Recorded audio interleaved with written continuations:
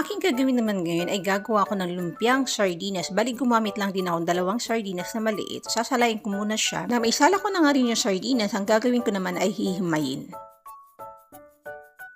Sa isang mixing bowl, ilalagay ko na rin yung hinimay na sardinas. Sunod na rin yung ibang sangkap katulad ng carrots, dahon ng sibuyas, at sibuyas ulit. Maglalagay din ako dyan ng bawang. At sunod ko na nga rin ilalagay dyan yung pamintang durog, asin na pangpalasa, all-purpose flour, at isang perasong itlog. Mailagay ko na nga rin yung mga sangkap, hahaluin lang natin siya ng mabuti.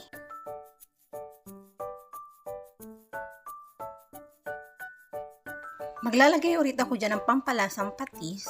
Ang aking ginamit naman na lumpiang wrapper medium size, bali naka 20 pieces akong nagawang lumpiang sardinas.